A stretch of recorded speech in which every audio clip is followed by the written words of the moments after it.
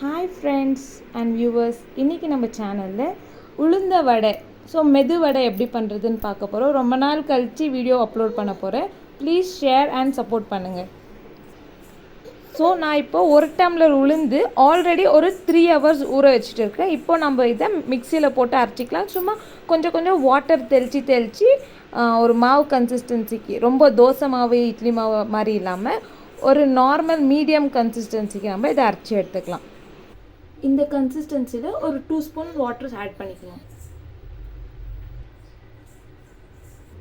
இந்த கன்சிஸ்டன்சிக்கு கிரைண்ட் பண்ணிவிட்டு இப்போ ஒரு பவுலுக்கு ட்ரான்ஸ்ஃபர் பண்ணிக்கலாம்.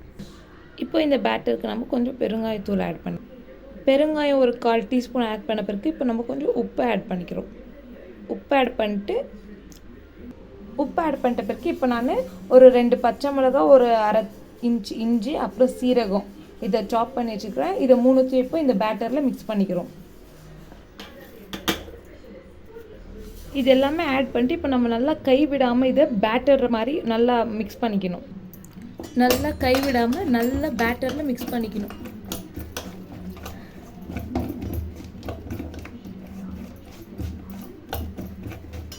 இந்த கன்சிஸ்டன்சிக்கு நல்லா இப்படி வர்ற மாதிரி நம்ம எடுத்துக்கணுன்னா தான் அப்போது வடை போடுறதுக்கு ஈஸியாக இருக்கும். இப்போ கேஸ் ஆன் பண்ணிவிட்டு நம்ம ஒரு கடாய் வச்சுட்டு அதில் இப்போ ஆயில் ஊற்றிக்கலாம்.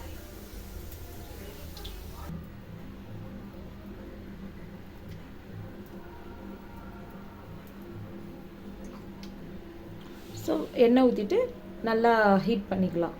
நல்லா ஒரு மீடியம் ஃப்ளேம்லேயோ இல்லை ஹை ஃப்ளேம்லேயோ வச்சு ஹீட் பண்ணிங்க. அதுக்கப்புறம் போடும் போது வேணால் மீடியம் ஃப்ளேமில் வச்சுக்கலாம். ஏன்னா ஹையில் வச்சோன்னா எண்ணெய் காஞ்ச அந்த ஃபாஸ்ட்டுக்கு என்ன ஆகுனா போட்ட உடனே கருக ஆரம்பிச்சிடும். அதனால் மீடியம் ஃப்ளேமில் வச்சுன்னு நீங்கள் ஒன்றா போட்டுக்கலாம். பால்ஸாவோ இல்லை மெதுவடையாகவும் போட்டுக்கலாம்.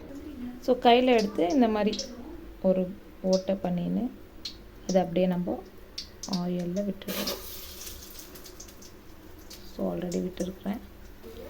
ஆயில் இந்த மாதிரி போட்டு இன்னும் கொஞ்சம் ஒரு கோல்டன் ப்ரௌன் ஆயிருந்து நம்ம எடுத்துடலாம். இந்த மாதிரி நான் 3 போட்டு எடுத்துக்கிறேன் என்னோட கம்ஃபர்டபுளுக்காக. இந்த மாதிரி ஒரு கோல்டன் ப்ரௌனில் வந்து எடுத்துகிட்டு நீங்கள் வந்து யூஸ் பண்ணிக்கலாம்.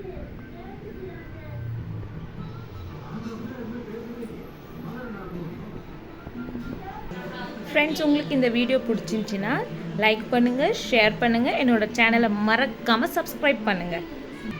தேங்க்யூ.